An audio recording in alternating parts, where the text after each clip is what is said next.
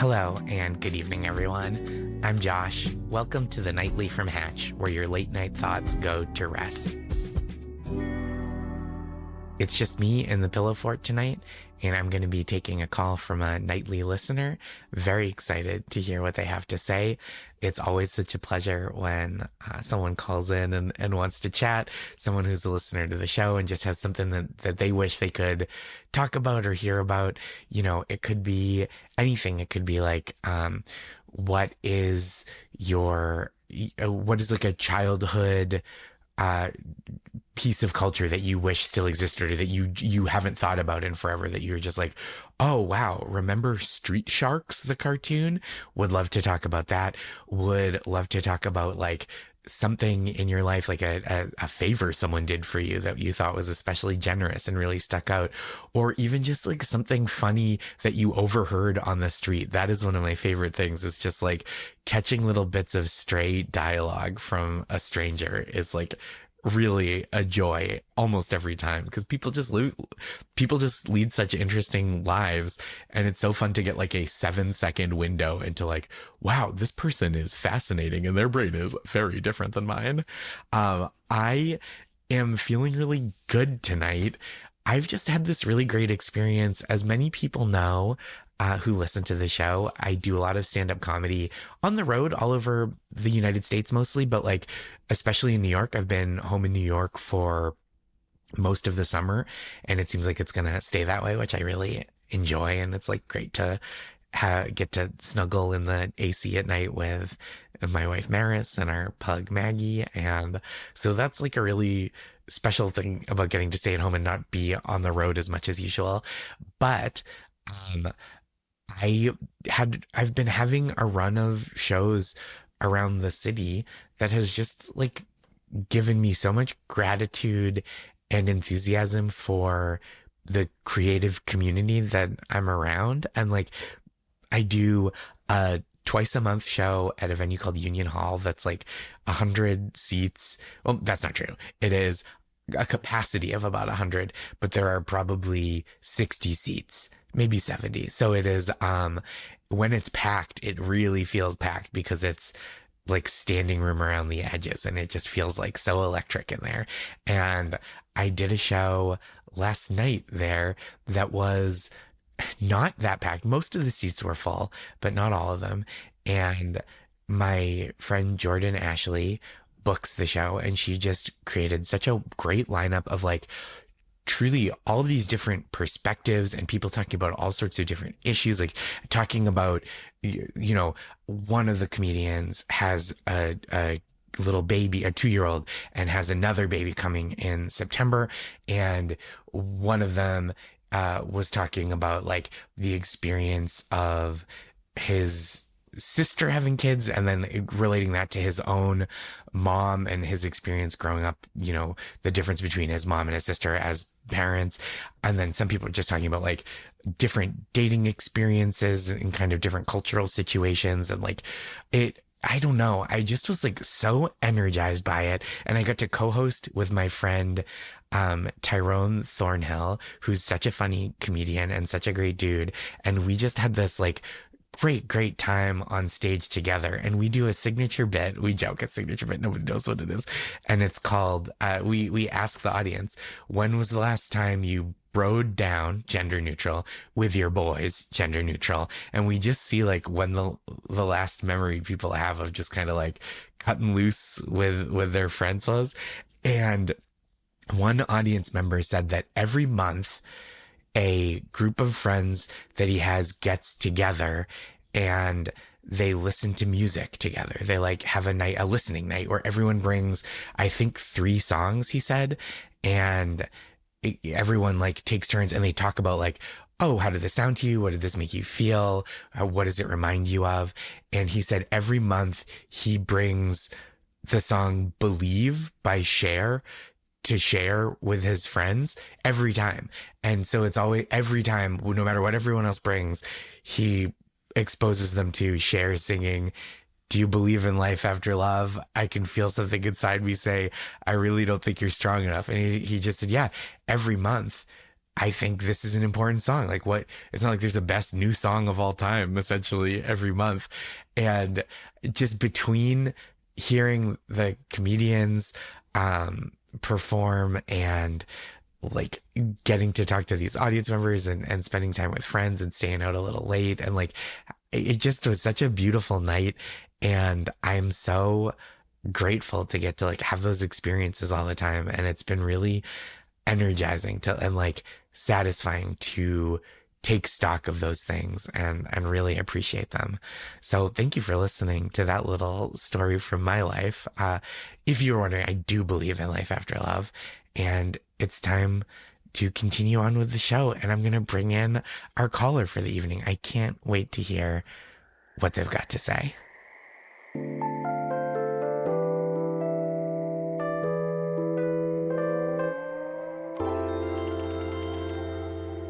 Calling into the Pillow Fort tonight, we have listener Haley.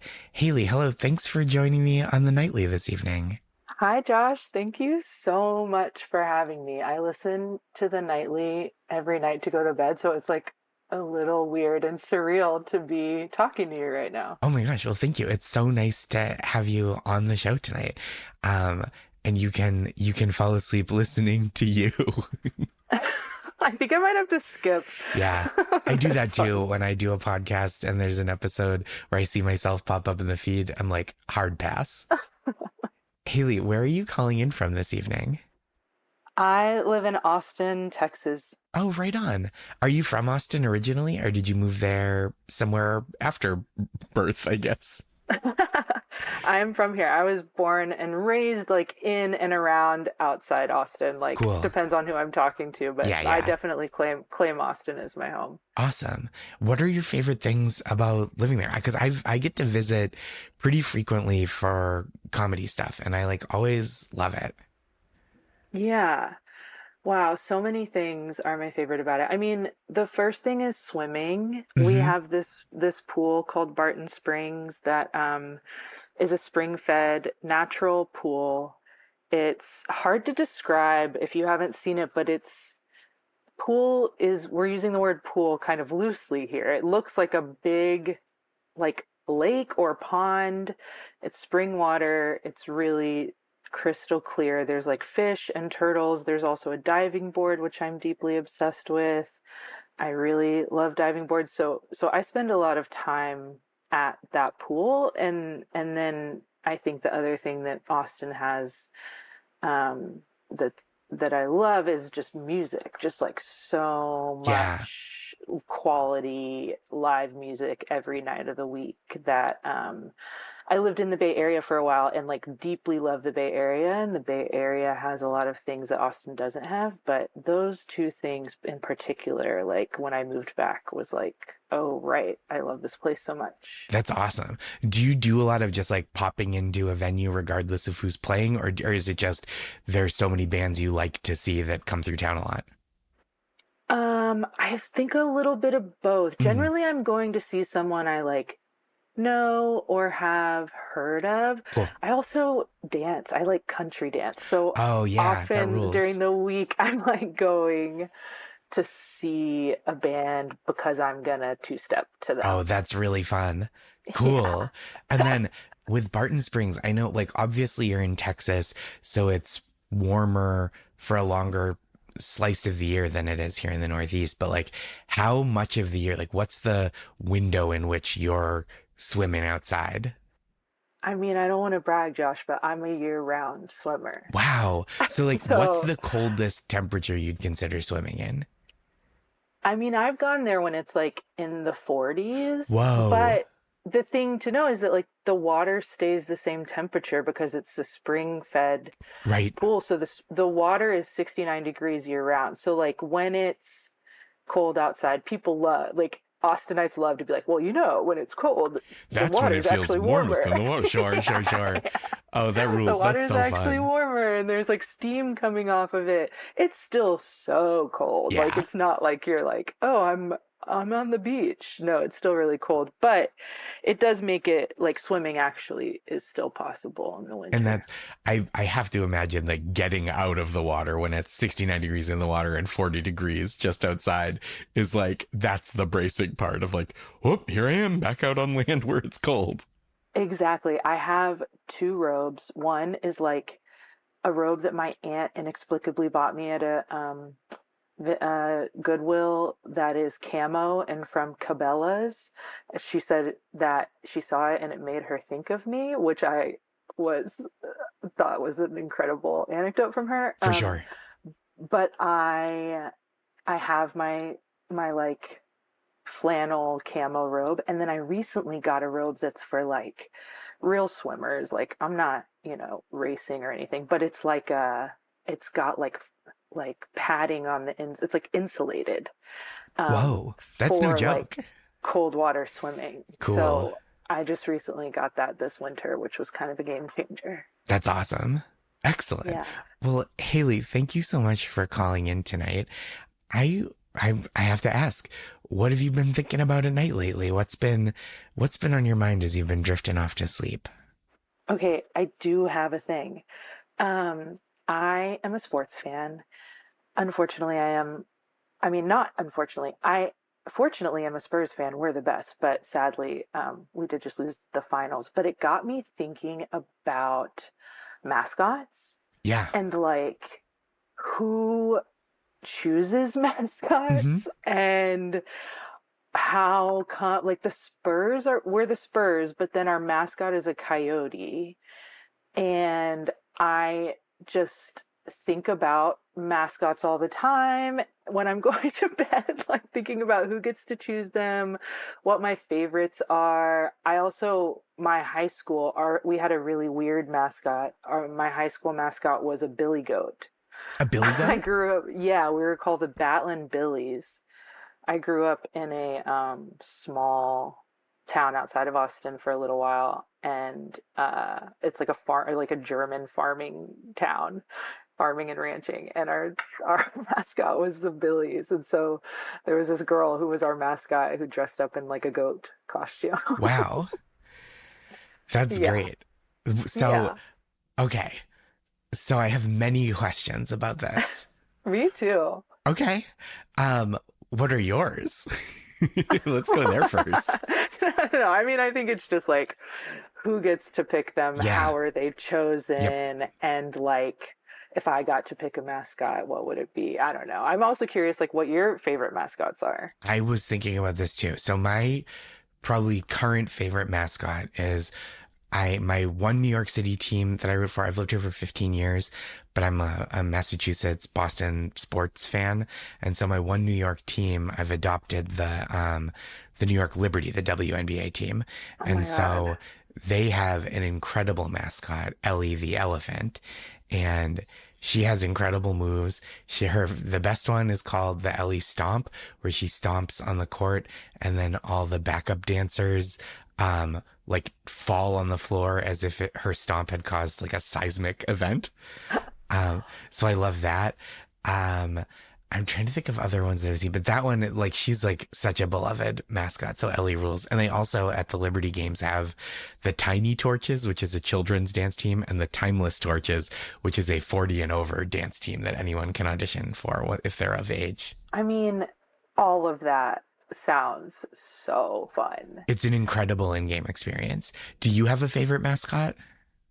Well, I don't know if you know this, but there's a school in Santa Cruz, California, UCSC, and Are those the their banana mascot. slugs? Exactly. They are the banana slugs, which I just think is fun and very cool and so random. And I love that, like, I don't know, they could have gone with the Hmm. Panthers or what, the Pirates or whatever. And like somebody was like, there's banana slugs on these redwood trees, or I don't even know if there are, but I assume they chose it because there's banana slugs around there. And There I think must be that is some kind of local banana slug population. yeah, I mean, I think that is just a radical mascot, It and I love rules. it. It's really good. Yeah. I haven't seen, do they have like a big person in a banana slug um costume? I don't know for sure, but in my imagination late at night when I'm thinking about mascots, the answer is yes. Absolutely, they're leaving money on the table if they don't. Yeah. Um, okay. If you, because I agree with you, there are too many mascots and team names that are repeats, reruns, retreads, recycled. Yeah. Too many Yeah. Wildcats, too many Huskies in college sports. Yeah. No good. So if you had to, if there was a new sports franchise in Austin and they were asking the public, what should this team be called? What would be your number one suggestion? And what would the mascot look like? Well, I think if Austin had a sports team, it would have to be the Armadillos. Okay. Like, I don't know if you're familiar with the armadillo, but the armadillo is a wild little animal that we have a lot of here. And there's a lot of like lore around the armadillo as a figure in Austin. Like there was this iconic music venue in the 70s that like brought the hippies and the cowboys together, and Willie Nelson and Ray Charles and everyone used to play, and it was called the Armadillo World Headquarters. Okay. So I feel like armadillos would be a cool mascot. Like if we had an MLS team or an NWSL team or something like that, that could be fun. Yeah. And it would be like a fun costume, I feel like, to figure out. But there was a hockey team in Austin back in the day, called the Austin Ice Bats, Whoa. which, yeah, we have like, there's this bridge here in Austin where a lot of bats fly out Hmm. of. And I think that that is a cool mascot too. But that team doesn't exist anymore. We now have like a feeder team for the Dallas Stars in Austin. It's just called the Texas Stars. Okay, fair enough. Okay, so it Yeah. sounded like I could hear in your voice when I said if Austin had a team name, you had a very quick answer, but it also sounded like this is not the mascot of your dreams for like blue sky brainstorming. This could be anything. So like tell me about the mascot that really makes your heart sing outside of Oh my Austin. God. I mean, good catch for Thank you. sure. I'm like, that's what it has to be. But in my dreams, I don't. It's a good question. I think that like I'll just say the first thing that came to my head that I Sure. hadn't really thought about before, which is my favorite bird is a great blue heron. Hmm. It's like a really big blue bird with a really big wingspan, and I think that could be a cool mascot. I agree. I think that would be really cool. There's some famous bird mascots, right? We got falcons, we've got pelicans. Well, do you know about Hmm. the New Orleans Pelicans, the NBA team? They had, do you know the tradition of the king cake in New Orleans? Very much so, yeah. Okay. So if for listeners, if you don't know, that's like a celebration cake that they have, I think a lot around Mardi Gras, but I think they're available Yeah. all year round. And you cut in and there's like a little plastic baby figurine and it's like good luck to find the baby when you cut in. And they had for the pelicans, which is its own animal, obviously a bird that eats fish out of the water. They had a giant king cake baby, like a person in a baby suit. And it was so scary that they retired it. It was like unsettling to fans. That was their mascot, was a king cake baby? They did, it was one of a few. Yeah. King cake baby mascot. That is it's so New Orleans. That's so Extremely local, right? Extremely tied in with tradition, but like utterly terrifying to onlookers. so freaky. But here's my question is like, where does the disconnect happen between like is the pelican not the mascot? So is the pelican because each team has like a thing. It's like the That's true. Thunder, the Oklahoma City Thunder, the San Antonio Spurs. But Right. then the mascot's like a buffalo or a coyote or a king cake baby. So like why is a mascot not a pelican? It's a good question. I think they do also have a pelican mascot, but there are some teams, right, where like the Chicago Sky, the WNBA team in Yeah. Chicago, they have a new mascot who I believe is a lion and inspired by architecture on the city. But before this lion mascot, they just had a guy called Sky Guy. And he was kind of like a rocketeer type, I think. And he was not super popular as far as I know. And this new lion was like a rebrand for the franchise. So like, I think sometimes It is like with the Spurs. Do you think, like, would you be happier? And this sounds like a judgmental question. Would you be happier if their mascot was like an anthropomorphized spur, or is coyote like close enough to that kind of desert feeling? Yeah, I mean, I think like ultimately I need to let the semantics of it go because I do like the coyote. I've come to like love the coyote and it's associated with the Spurs in my mind. But I'm like, did we used to have a guy that wore spurs? I Like, don't was know. that the thing? But I think like yeah, to your girl Ellie, like the New York Liberty, what's the mascot gonna be? Or I guess Lady Liberty could have been the Could have been mascot. Lady Liberty. Yeah, that would Could have have been been cool Lady too. Liberty. Like Ellie is obviously the greatest, but Lady Liberty was a Yeah, kind of an intuitive choice. I think you're right. But then you get something yeah. like the Miami Heat, or like, I mean, the Dallas Stars, as you brought up earlier. So it's like sometimes it takes a little more effort to come up with something that feels germane to the team name and culture.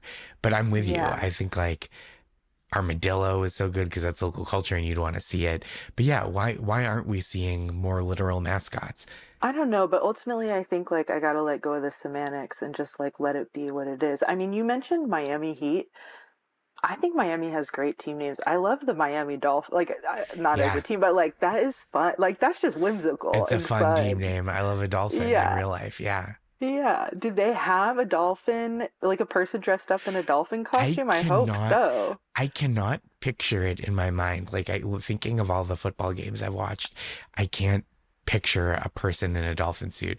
But also it gets so hot in those suits, I think. I know. I know. I have a few friends. I went to Brandeis University in Waltham, Massachusetts, and the mascot is Ollie the Owl. The team name is the Judges. Ollie the Owl is an owl with a gavel, and he is, I think, named after Supreme Court Justice Oliver Wendell Holmes. So Wow. there is a connection there, but I had friends who are mascots. I can't give up their names. It's a secret to this day. Wow. But they said it was tough inside the suit. I can't imagine. I Yeah, mean, yeah, I that sounds very intense. But the judges, like they I don't know, mascots are just endlessly fascinating to me. The I judges are completely very agree. funny. Haley, I could talk about this with you for like truly hours, but um sadly and happily, I think it's time to say goodnight. I want to let other listeners know, if you're listening and you have something you want to talk about, Mascots is a truly perfect example. We could talk about this forever, but if you have something like that you think about at night and you're just like, who picks the mascots? Who designs the mascots? Who's inside them? This is the kind of stuff I want to talk about. This is the kind of stuff all our co-hosts want to talk about on the nightly. So write in or send a voice note to thenightly@hatch.co. That's thenightly@hatch.co. And we would love to hear from you. Haley, right now, it is time for me to say goodnight to you, but also it's time to say goodnight to anyone out there in the world that you'd like to wish sweet dreams to and a pleasant slumber. So I'm going to take my opportunity to wish a good night to Big Ellie the Elephant, the New York Liberty mascot. I thank you so much, Josh, for having me. I am going to take my opportunity to wish good night to all the San Antonio Spurs and the Coyote, whom I love so much, and a secondary good night to the UCSC Banana Slugs. That sleep tight, banana slugs. I don't even know if banana slugs sleep, but I hope if they do, they sleep well tonight. Thank you so much for joining us, Haley. Thank you so much, Josh. Good night. Good night.